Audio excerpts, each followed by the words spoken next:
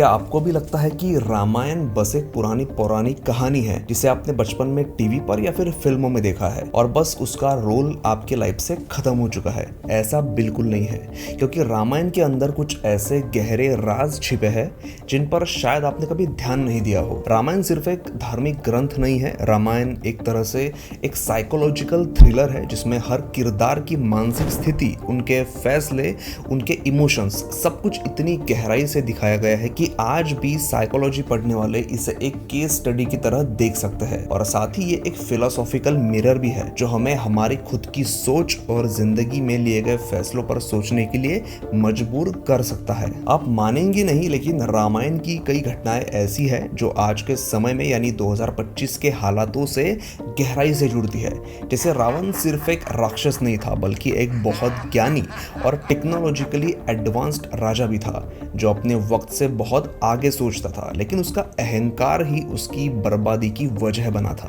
क्या ये आज की दुनिया में हमें नहीं दिखता कि कैसे लोग अपने ईगो की वजह से रिश्ते, करियर और समाज में खुद का नुकसान कर बैठते हैं? और प्रभु श्री राम का त्याग, मर्यादा, धैर्य, क्या वो क्वालिटीज आज के लीडर्स और आम लोगों में नहीं होनी चाहिए? हम अक्सर सोचते हैं कि ये बस काल्पनिक कहानी है, तो सबसे पहली बात कि ये कोई काल्पनिक कहानी नहीं है, बल्कि ये ऐसा इतिहास है जो आज हजारों साल बाद भी हमें समय समय पर आईना दिखाने की ताकत रखता है। और इसीलिए आज के इस एपिसोड में मैं आपको बताने वाला हूँ कि रामायण क्यों सिर्फ एक पौराणिक कहानी नहीं है, बल्कि इसकी जो घटनाएं हैं जो हजारों साल पहले घटी थी वो आज के समय में 2025 में भी रिलेट कर सकती है। कैसे, वही मैं आज के इस एपिसोड में बताने वाला हूँ।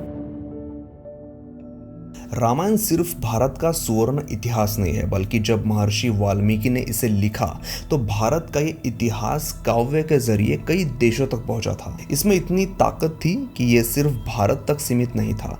रामायण को आदि काव्य यानी पहली कविता भी कहा जाता है, क्योंकि ये जो इतिहास भारत में एक समय पर घटा था ये तो इंटरेस्टिंग था ही, इसमें कई सारी इंटरेस्टिंग घटनाएं हुई, कई सारे अलग अलग कैरेक्टर्स थे, कई सारे बड़े बड़े युद्ध भी हुए थे।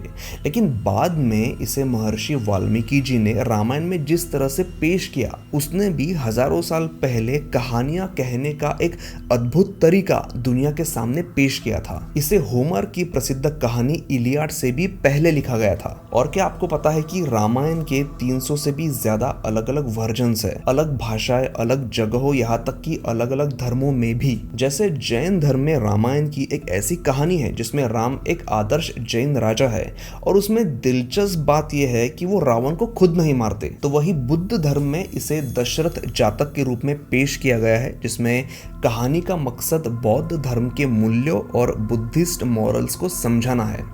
थाईलैंड में रामायण को रामाकियन बोला जाता है, कंबोडिया में इसे रीमकेर कहा जाता है, तो इंडोनेशिया में रामायण को काकवीन कहा जाता है। आप भारत के किसी भी हिस्से में जाइए, उत्तर से दक्षिण, पूरब से पश्चिम, हर कोई रामायण की कहानी जानता है।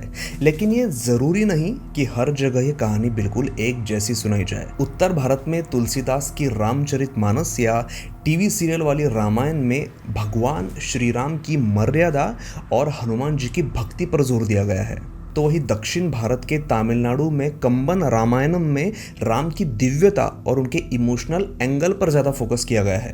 बंगाल में कृतिवास रामायण में सीता माता के धैर्य और उनके स्वतंत्र निर्णय लेने की ताकत को ज़्यादा महत्व दिया गया है। तो वही आदिवासी समुदायों में रामायण के सारे किरदारों को बहुत ही सिंपल तरीके से पेश किया गया है। ज़रा सोचिए कि हजारों साल पहले ही जब दुनिया के इतने अलग अलग कल्चर्स के लोगों ने रामायण को अपनाया था, तो ये सिर्फ कोई काल्पनिक कहानी तो हो ही नहीं सकती। और इसी के साथ ही रामायण यूनिटी इन डाइवर्सिटी का सबसे बड़ा सबूत है।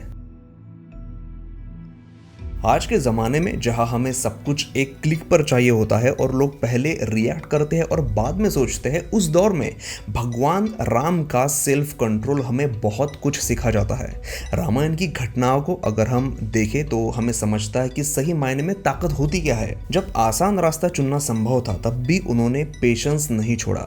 जब उन्हें गलत तरीके से वनवास भेजा गया तब भी उन्होंने अपने सिंहासन को वापस पाने के लिए ना किसी से झगड़ा किया, ना ही कोई जोर जबरदस्ती की, उन्होंने विनम्रता से अपने पिता के वचन को स्वीकार किया। जब उनकी प्यारी सीता का अपहरण हुआ तब भी उनके पास सबसे खतरनाक वेपन्स मौजूद थे, लेकिन फिर भी उनका इस्तेमाल उन्होंने सबसे लास्ट में किया था। आज की दुनिया में जहां ताकत अक्सर लोगों को करप्ट कर देती है, उन्होंने युद्ध के पहले रावण को कई सारे मौके दिए, यहाँ तक कि हनुमान जी के जरिए एक आखिरी चेतावनी भी भेजी। लेकिन फिर भी जब रावण नहीं माना तब उन्होंने युद्ध का रास्ता चुना। उनसे हमें ये सीख मिलती है कि असली ताकत अपने मन और इच्छाओं पर काबू पाने में होती है, दूसरों पर हावी होने में नहीं होती। जब रावण का वध करने के बाद प्रभु श्री राम अयोध्या लौटते हैं तब एक नए युग की शुरुआत होती है जिसे राम राज्य कहा गया था। ये एक ऐसा दौर था जहां राजा की सत्ता कठोरता या ताकत के बल पर नहीं बल्कि प्रेम और न्याय के आधार पर चलती थी। राजा राम ने अपने लोगों के सुख और विश्वास के लिए अपने निजी खुशियों का सैक्रिफाइस किया था, यहाँ तक कि जब उन्हें लगा कि जनता का भरोसा टूट सकता है तो उन्होंने बहुत दुख के साथ सीता को वनवास भेजने जैसा कठोर फैसला भी लिया था। तो आप ही बताइए कि आज के पॉलिटिशियंस को, एक नेता को, एक राजा को कैसा होना चाहिए, ये सीख प्रभु श्री राम से लेने की जरूरत है या नहीं। आमतौर पर लोग सीता माता को रामायण में एक कमजोर किरदार समझते हैं, लेकिन माँ सीता असल में एक बहुत मजबूत महिला थी जिन्होंने अपने अंदर की शक्ति, आत्मसम्मान और संयम कभी नहीं खोया। सबसे जरूरी बात यह है कि रामायण में माँ सीता ने कई जगह पर अपने फैसले खुद लिए थे। जब हनुमान जी उन्हें अशोक वाटिका में बचाने आते हैं तो माँ सीता तुरंत वहां से निकलने से इनकार कर देती है, क्योंकि उनका मानना था कि प्रभु श्री राम को वहां आकर रावण का घमंड तोड़कर सम्मान पूर्वक उन्हें ले जाना चाहिए। बाद में जब सीता माता अयोध्या लौटती है और उनके कैरेक्टर पर गलत आरोप लगते हैं तो वो ऐसे समाज में रहने से साफ इनकार करती है। वो अपनी मर्जी से एक बार फिर वनवास चुनती है। उनकी ये फर्म डिसीजन होती है कि एक ऐसी दुनिया जिसने उनकी इज्जत नहीं की, उस दुनिया में वो नहीं रहेगी। अब रामायण में रावण जो थे उनका चरित्र भी हमें बहुत कुछ सिखा जाता है। रावण एक ऐसा राक्षस था जो वेदों का महाज्ञानी था, भगवान शिव का इतना बड़ा भक्त था कि खुद भगवान शिव भी उसकी भक्ति से प्रसन्न थे। लेकिन रामायण साफ साफ कहती है कि बुद्धिमत्ता के साथ अगर विनम्रता ना हो तो वो इंसान को सीधे विनाश की तरफ ले जाती है। रावण का पतन ज्ञान की कमी की वजह से नहीं बल्कि उसके अहंकार और अनकंट्रोल्ड डिजायर्स की वजह से हुआ था। वो इतना शक्तिशाली था कि उसने दूसरों की सलाह मानना छोड़ दिया था। अगर सिर्फ अपनी बहन का नाक काटने का ही बदला लेना था, जबकि उसकी बहन पूरी तरह से गलत थी, लेकिन उसके साथ जो हुआ उसका अगर बदला लेना ही था तो उसके और भी तरीके थे। लेकिन अपनी शक्ति के घमंड में, अपने मन की इच्छाओं को पूरा करने के चक्कर में उसने माँ सीता का अपहरण किया था, क्योंकि उसे यकीन था कि उसे कोई हरा ही नहीं सकता। अब रामायण में इन घटनाओं को लिखते वक्त कुछ कैरेक्टर्स के साथ कई सिंबॉलिक रिप्रेजेंटेशन भी जोड़े गए हैं, जैसे रावण के 10 सिर। अब यह रावण के 10 सिरों का मतलब है उसकी 10 बुराइयां, जैसे वासना, घमंड, क्रोध और लालच जैसी और भी कई सारी। आज के समय में हमारे लिए भी ये सीख सबसे ज्यादा जरूरी है कि चाहे हम इंसानों ने कितनी भी एडवांस टेक्नोलॉजी डेवलप कर ली हो, हमारा एआई कितना भी एडवांस्ड क्यों ना हो गया हो, हमें ये नहीं सोचना चाहिए कि हमें भी कोई कभी हरा ही नहीं सकता। क्या पता जिस टेक्नोलॉजी पर हम इतना घमंड कर रहे हैं वही हमें आगे जाकर हरा दे। क्या आज के समय में भी हमें रामायण को समझना सच में जरूरी है? दशहरे पर हर साल रावण के पुतले को क्यों जलाया जाता है? ताकि हमें याद रहे कि बुराई पर अच्छाई की जीत एक बार की घटना नहीं है, बल्कि हर युग में, हर साल, हर रोज चलने वाली जंग है। और इसीलिए रामायण कभी आउटडेटेड हो ही नहीं सकता। हर साल, हर समय, हर जनरेशन को इसे नए से समझने की जरूरत है। बस इसे प्रेजेंट करने वाले, इसे बनाने वाले इसके मूल भाव को ना बदले। हमारे भारत का ये इतिहास न कभी पुराना होगा, न कभी भुलाया जाएगा। इसे जितनी बार भी सुना जाए उतनी बार ये एक नई परत खुलती है। रामायण असल में हमारे बारे में ही है, हमारे अंदर के साइकोलॉजिकल बैटल्स, मॉरल चॉइसेस और सामाजिक आदर्श की कहानी है। और हमें गर्व होना चाहिए कि ये गौरवशाली इतिहास हमारे भारत को मिला है।